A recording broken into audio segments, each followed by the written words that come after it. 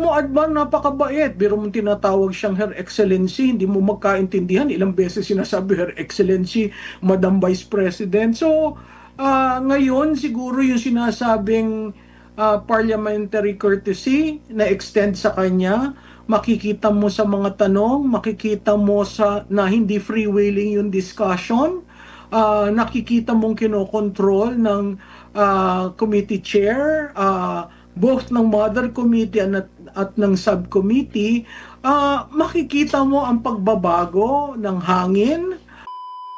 Ma'am, dito Oo. tayo sa pagdepensa ni Vice President Sara Duterte. Nagkaroon pa nga ng issue, di ba? Kasi unang lumabas, hindi daw sumipot. Kumbaga parang dun sa mga balitang lumalabas, parang kasalanan ni VP Sara na hindi daw siya sumipot during that time, na ngayon ay nilinaw. At mag-isang hinarap, parang kagaya din, almost kagaya din sa last year, na pagdepensa niya. Pero nung mga unang part noon, meron siyang kasama, pero yun na nga, hanggang sa siya na lang mag-isa. Anong nakikita niyo po dito, ma'am? Wala nang masyadong though paulit-ulit lang yung mga naging tanong, which is yun din yung mga tanong sa last budget defense niya, na ang issue naman way back 2023 pa na issue po, Prof. Oo, Admar, no? Unang-una, yung clarification na ginawa mismo ni Chairman Alvarez, Pepito Alvarez, Chairman ng subcommittee, ang tunay na storya diyan, ASEC ang pinadala. Ngayon, sinabi nga ni Congressman Alvarez, ang dapat yung second position sa OBP. Yun ay si Yusek Laika Lopez. At that time, I think she was sick. So si Congressman Alvarez ang nag-call. He made the call na i-defer na lang natin. Basta I can get a commitment from you na ikaw yung dadating. So, yan ang nangyari. Nagpakatotoo si Vice President, siya ang pumunta at sinagot niya ang mga tanong. Naging very direct siya at naging frank, I would say, na makikita mo ito lamang siguro sa kasaysayan ng OVP na si Vice President mismo ang nag-iisa dun sa kanyang side at siya lang mag-isa yung sumasagot. So it showed to everyone that she knew the activities of the OVP, she knew the budget of the OVP, at talagang makikita mo yung kanyang ginawang pagpe-present na iba ang institusyon ng OVP at iba ang person ng Vice President. So clearly, what she showed today is a leadership that we might be saying she's not prepared, but she showed to everyone that she can handle it very honestly, directly, and really frank about the questions and the answers she gave. Opo, speaking of questions and answers po, doon sa mga katanungan, naging subject na ito doon sa impeachment complaint at yun din yung naging sagot ni VP Sara as well as doon sa intelligence fund. Tingin mo kumbaga makakakuha pa ba ng traction yun?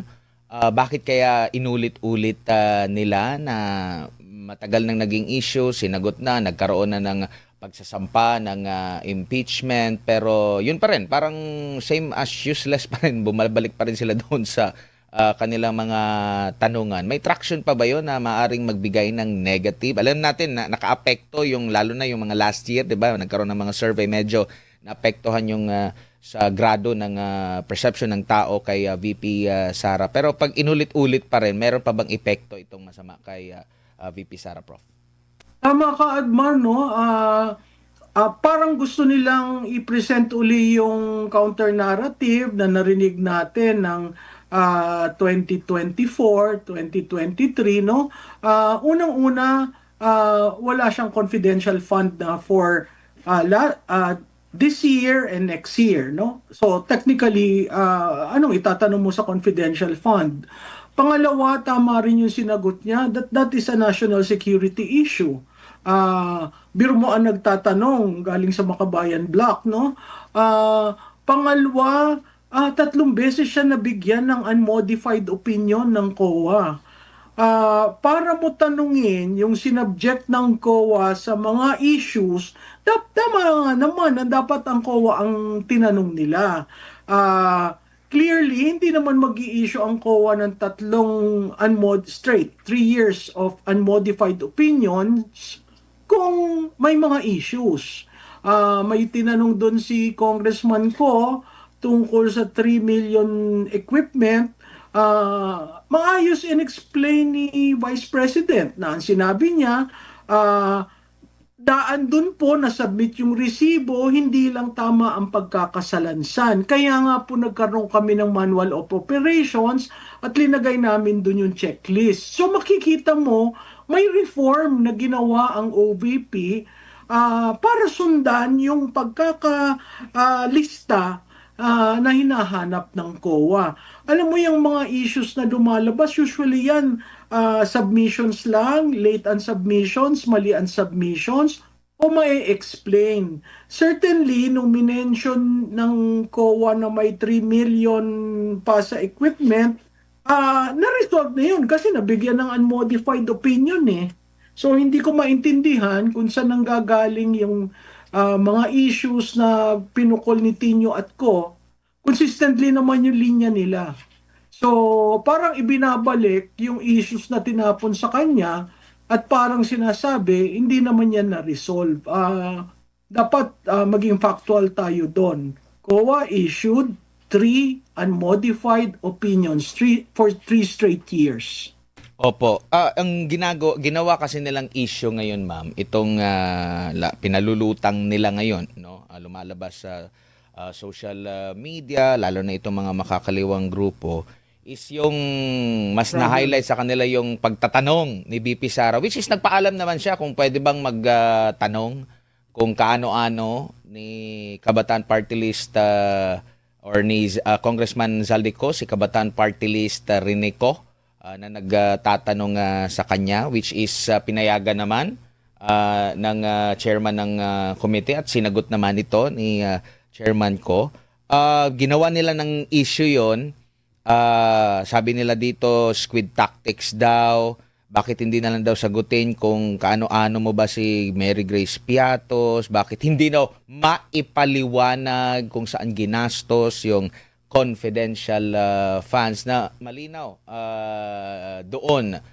Tapos dito, after na ito, ma'am, after na ito, pero ano napansin niyo po, ma'am, doon sa kanilang pagtatanong, tapos parang wala yata silang napiga na maaring gamitin. Tapos parang dito na lang, ito na lang yung pagtatanong na lang niya kung kaano-ano niya si Zaldico, yun na lang yung parang pinagpiestahan nila, ginawa nila ng angulo na parang against pa rin kay VP Sara. Anong tingin mo dito? Siguro doon sa tanong na kaano-ano mo si Congressman ko, hindi na yun dinuktungan ni Vice President simply because it will drag Congresswoman ko to the issues of the left and where she operated when she was an active member of the CPP, NPA, NDF, and that is in the Bicol area, no? Hindi na lang niya pinalawak pero in-establish niya yung connection, which is an area of operation in Bicol. Ngayon dun sa pagtatanong niya na tungkol doon sa yung issue ng COA, sunod-sunod yung tinanong niya eh. Una sa COA, tapos sa travel fund. Nasagot naman ng maayos ni VP Sara yun. In fact, may detalye siya, may numero siya, kompleto kung bakit ganun ang mga sinama niya. Hindi siya nagtago sa isang naratibo na nakikita natin na ginagawa ng iba. Ang makikita mo na ang budget niya minuscule compared sa budget ng presidente na 27 billion. Makikita mo na wala siyang confidential fund compared sa 4 billion confidential in intelligence fund ng Pangulo. At makikita mo, simula nang inalsan siya ng pondo ng Kongreso, ginawa niya ang kaya niyang magagawa doon sa pondong yon. In fact, yung increase na 93 million ngayon ay nanggagaling lamang sa DBM. Sila ang nag-suggest ng ganong amount at makikita mo naman dun sa report ni VP kung saan ginamit. So, very transparent ang ginawa niyang proseso sa pagde-defend ng budget. Wala nang kulay, wala nang drama, direct to the point. Opo, bago lang si partner MJ, tingin niyo po naging mabait ba ngayon ang Kamara compare noong 2024 at ano kaya ang naging dahilan, maaari bang mag-ricochet ang kanilang mga puna sa pangalawang Pangulo kaya wala yung kagaya last time na kumbaga sabi nga ni BP Sara na may script na sinusunod? Alam mo, Adman, napakabait. Biro mong tinatawag siyang Her Excellency, hindi mo magkaintindihan. Ilang beses sinasabi Her Excellency, Madam Vice President. So, ngayon siguro yung sinasabing parliamentary courtesy na extend sa kanya, makikita mo sa mga tanong, makikita mo na hindi freewheeling yung discussion, nakikita mong kinokontrol ng committee chair, both ng mother committee at ng subcommittee. Makikita mo ang pagbabago ng hangin.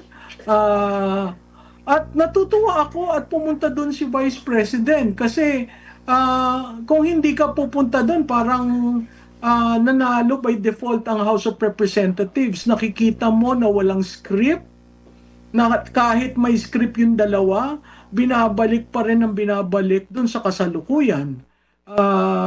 At makikita mo ang active role ng chairman, si Representative Alvarez, in supporting the Vice President by saying, ako na lang ang kukuha ng mga sa COA, ako na lang ang magtatanong, bibigyan ko kayo ng kopya. I mean, these things can be readily be made by by Tino and Co. But they chose to stick to their line. And that line is a makabayan line. Alam naman natin ang differences between the Vice President and the Makabayan Bloc. Certainly, yung threats to the national security, tama naman dun sa Vice President sasabihin, hindi ko pwedeng sagutin yan kasi national security aspect yan. What does that mean? I cannot be answerable to Tino and Co. who are part of the quote-unquote threats, who are now part of the parliament or of the legislative body. So it was a direct reply and that is expected of her, knowing that peace and order is very important for her. Ang hanap mong Korean, nasa Lucky Me Jampong.